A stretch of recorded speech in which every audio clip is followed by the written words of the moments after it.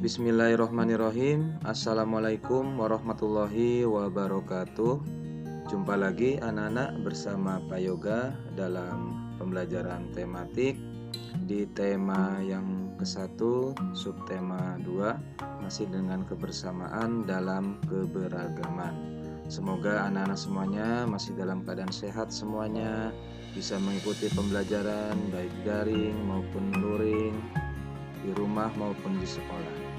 Baik, kita berdoa dulu sebelum belajar. Bagi yang Islam, kita angkat tangannya, kita berdoa. Bagi yang selain Islam, boleh berdoa menurut agama kepercayaannya masing-masing. Berdoa dimulai. Raditu billahi robba wa bil islami dina wa bi Muhammadin nabiyya wa rasulah. Rabbi zidni ilma warzuqni fahma. Kami ridho Allah Subhanahu wa Ta'ala sebagai Tuhanku, Islam sebagai agamaku, dan Nabi Muhammad sebagai Nabi dan Rasul. Ya Allah, tambahkanlah kepadaku ilmu dan berikanlah aku pengertian yang baik. Amin. Ya, kita mulai ya pembelajaran kali ini. Nah, tadi kita mengawali kegiatan belajar dengan berdoa. Tentunya dalam berdoa di kelas itu berbeda-beda jika anak-anaknya berbeda-beda agamanya, ya. Ada yang Islam, ada yang Kristen, ada yang Hindu, ada yang Buddha, Tionghoa, dan yang lain-lainnya. Nah, perbedaan tadi tidak membuat kita menjadi saling bermusuhan, tetapi justru saling bekerja sama, tetap dalam suasana kelas yang kondusif, ya, yang baik untuk belajar bersama-sama menuntut ilmu. Untuk berdoa silakan dengan kepercayaannya masing-masing, karena kita tidak bisa memaksakan satu kepercayaan untuk agama kepada orang lain, tetapi itu menurut keyakinannya masing-masing, ya. Kemudian selain cara berdoa, hari besar agama juga berbeda-beda. Ya, kalau di Islam itu ada hari raya Idul Fitri. Hari raya Idul Fitri itu hari raya yang diperingati oleh umat Islam setelah 1 bulan berpuasa di bulan Ramadan, ya. Idul Fitri itu kembali kepada fitrah. Jadi merayakan kemenangan setelah 1 bulan berpuasa, menahan hawa nafsu dan segala hal yang membatalkan puasa. Kemudian ada hari raya Natal. Nah, kalau hari raya Natal ini dilaksanakan atau dirayakan oleh umat Kristiani, ya. Ini adalah hari untuk merayakan kelahiran Yesus Kristus. Kemudian ada hari raya Imlek. Nah, kalau Imlek ini dari umat Tionghoa, ini dirayakan dalam rangka tahun baru, ya, tahun baru Imlek. Nah, di sekitar kita bagaimana keragaman yang ada? Tentunya beraneka ragam. Selain agama, ada adat, budaya, bahasa, ya, kebiasaan dan lain-lainnya. Yang penting kita saling menghargai dan saling menghormati satu sama lain. Nah, di sini ada variasi permainan pola gerak dasar jalan, lari, dan lompat. Ya, di sini nama permainannya permainan darat, laut, dan udara. Nanti kita coba ya kalau sudah bisa belajar di sekolah. Maka kegiatannya kita nanti membentuk 2 kelompok, membuat garis pembatas untuk memisahkan 2 kelompok tersebut. Lalu dipilih 1 orang sebagai pemimpin pertandingan. Pemimpin nanti tugasnya berteriak darat, laut, udara. Kata darat berarti semua pemain melompat. Kata laut berarti semua pemain berlari di tempat. Kata udara berarti semua pemain harus berjalan di tempat. Jika darat disebutkan 2 kali secara berurutan, maka semua pemain harus melompat 2 kali. Jika laut atau udara disebutkan 2 kali secara berurutan, maka semua pemain harus diam. Pemain yang menyentuh garis atau yang membuat kesalahan keluar dari permainan. Pemain yang tersisa adalah pemenangnya. Ia akan menjadi pemimpin pada permainan berikutnya. Jadi ini bermainnya harus mengingat kata-kata yang diucapkan oleh pemimpin. Jadi kalau kata pemimpin darat, berarti semua pemain melompat, ya, melompat ke depan. Darat. Nah, laut berarti pemain berlari di tempat semuanya. Udara berarti harus berjalan di tempat, ya. Berjalan di tempat tuh berarti dia berjalan tapi tidak berpindah tempat. Berjalan di tempat. Kemudian jika darat disebutkan 2 kali secara berurutan, jadi seperti ini, darat, darat, nah 2 kali, maka pemain harus melompat 2 kali. Jika laut atau udara disebutkan 2 kali, laut, udara, nah berarti pemain semuanya harus diam. Ya, nah yang kalah adalah yang menyentuh garis atau membuat kesalahan, ya. Tidak sesuai antara kata-kata dengan apa yang dilakukan, ya. Apakah melompat, apakah jalan di tempat, apakah melompat 2 kali, sesuai dengan perintahnya. Jadi ini harus dihafal dulu kata-katanya, kode-kodenya ini, baru nanti bisa bermain. Ya, nanti kita coba di sekolah, mudah-mudahan tidak lama lagi kita bisa belajar di sekolah. Nah, seperti ini ya gambaran permainannya. Ini ada kelompok 1, kelompok 2. Jadi dalam gerakan tadi itu ada gerakan yang namanya lokomotor dan ada gerakan yang namanya non-lokomotor. Gerakan lokomotor itu adalah gerakan yang berpindah tempat. Jadi gerakannya berpindah tempat, misalkan melompat ke depan, jadi posisinya berubah. Atau melompat ke belakang, berlari, ya, berjalan, itu adalah lokomotor. Sedangkan gerakan non-lokomotor berarti bergerak tapi tidak berpindah tempat. Contohnya melompat di tempat. Atau gerakan menggelengkan kepala, gerakan push up, ya, itu adalah non-lokomotor. Gerakannya tidak berpindah tempat, tetap di posisinya.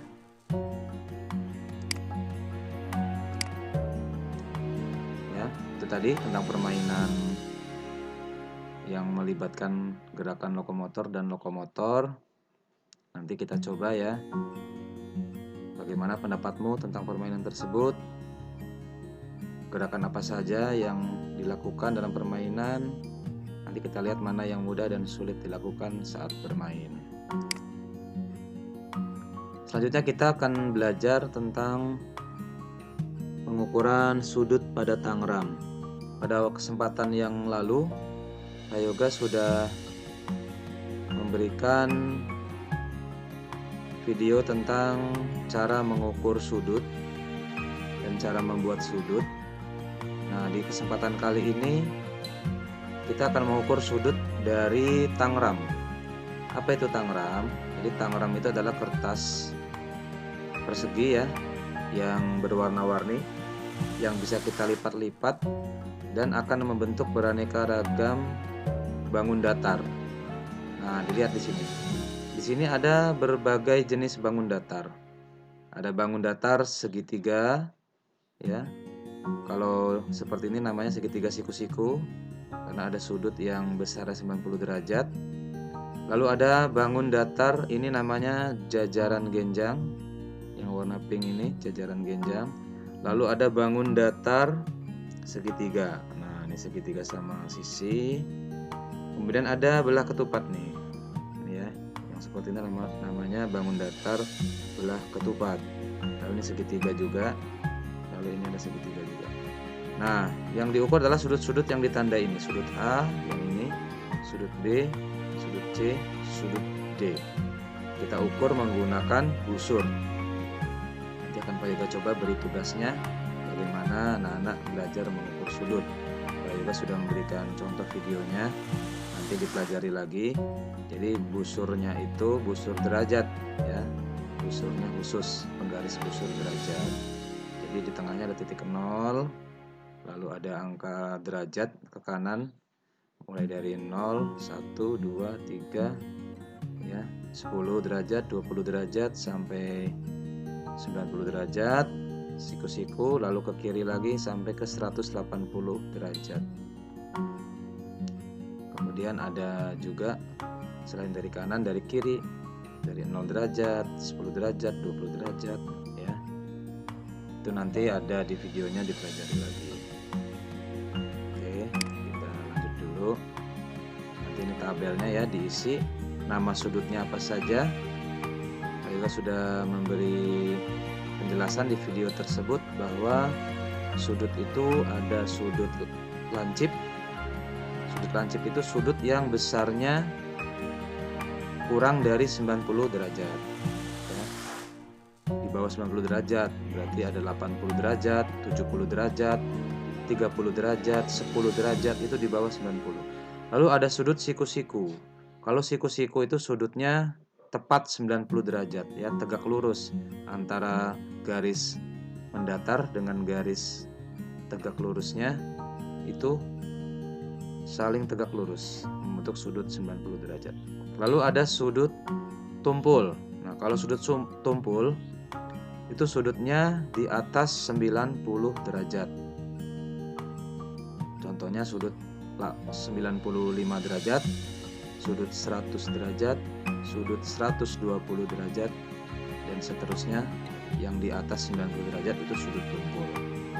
Lalu ada sudut yang tepat 180 derajat. Kalau 180 derajat itu garis lurus yang membentuk garis lurus. Nah, sekarang ada teks perbedaan bukanlah penghalang dalam bukumu. Lalu nanti dicari informasi apa yang kamu dapatkan dari teks tersebut. Lalu membuat ringkasan dari gagasan pokok dan gagasan pendukungnya. Oke, teksnya adalah ini. Perbedaan bukanlah penghalang. Pak Yoga bacakan dulu. Tidak seperti biasa, hari Minggu ini sekolah terlihat ramai. Hari itu semua siswa diminta datang ke sekolah untuk menghias kelas masing-masing. Hari Senin akan diadakan lomba menyambut hari kemerdekaan. Bapak Kepala Sekolah berpesan, tiap kelas harus terlihat unik dengan kreasi anak-anak.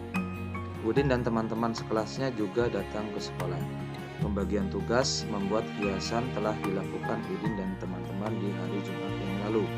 Menghias kelas merupakan tanggung jawab bersama. Pagi-pagi hampir semua siswa di kelas Udin sudah hadir.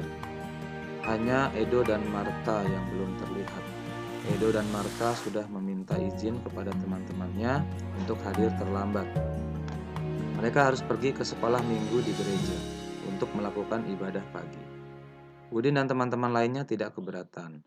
Sebelum ke sekolah, Udin dan Siti mampir ke rumah Edo, lalu ke rumah Marta untuk mengambil bahan dan hiasan kelas yang telah disiapkan.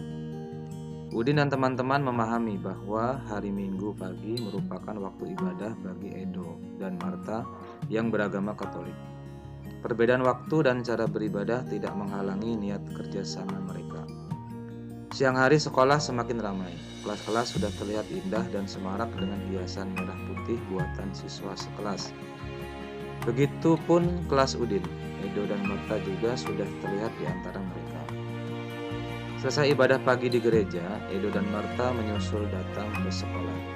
Senang sekali Udin dan teman-teman berbagi tugas. Ada yang menggunting kertas, ada yang naik ke atas meja untuk menggantung lampion kertas, ada juga yang menghias pintu dengan pita kertas merah putih. Lelah tidak terasa. Ketika tiba waktu sholat zuhur, Udin, Siti, serta teman-teman lain yang beragama Islam menjalankan ibadahnya. Edo, Marta, Dayu, serta beberapa teman lain yang tidak menjalankan ibadah sholat melanjutkan pekerjaan menghias kelas. Menjelang sore, pekerjaan sudah selesai. Kelas Udin sudah terlihat semarak. Walaupun berbeda-beda, bekerja sama selalu menyenangkan. Perbedaan tidak menjadi penghalang untuk bekerja sama. Nah, dari teks tersebut, nanti anak-anak Pak Guru minta untuk membuat ringkasan. Ya, membuat ringkasan. Caranya adalah baca dulu secara teliti teks tersebut yang terdiri dari 1, 2, 3 paragraf. Ya, setiap paragrafnya diamati, lalu dicari setiap paragraf itu mana gagasan pokoknya, lalu mana gagasan pendukungnya. Setelah ketemu dicatat gagasan pokoknya ini, gagasan pendukungnya ini. Nah, setelah itu diringkas. Jadi jangan gagasan pokok, gagasan pendukungnya itu ditulis semuanya, jangan. Tapi diringkas. Ya, misalkan di paragraf 1, tidak seperti biasa hari Minggu ini sekolah terlihat ramai. Berarti gagasan pokoknya hari Minggu sekolah terlihat ramai, ya, disingkat. Hari itu semua siswa diminta datang ke sekolah. Nah, untuk menghias kelas. Diringkas lagi. Siswa diminta datang untuk menghias kelas. Nah, itu ya. Nanti setelah diringkas gagasan pokok dan gagasan pendukungnya, lalu diringkas lagi menjadi kalimat yang sederhana dalam satu paragraf ini. Setiap paragraf seperti itu, lalu semuanya digabung jadi satu tulisan. Ya, tulisan tersebutlah merupakan ringkasan dari teks perbedaan bukanlah penghalang. Ya, maka akan terbentuk ringkasannya. Baik, itu untuk materi kali ini. Di tema 1 subtema 2 ya, di pembelajaran yang terakhir. Nanti akan Pak Guru berikan tugas-tugasnya di Google Form atau di Classroom ya. Silakan kalau ada yang ingin ditanyakan, nanti anak-anak bisa ditanyakan saja. Baik, sekian dulu. Nanti jam 9:30 kita lanjutkan untuk materi matematikanya. Kita tutup untuk pembelajaran daring hari ini dengan doa bersama-sama.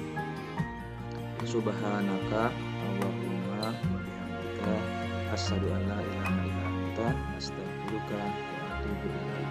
Terima kasih. Wassalamualaikum warahmatullahi wabarakatuh.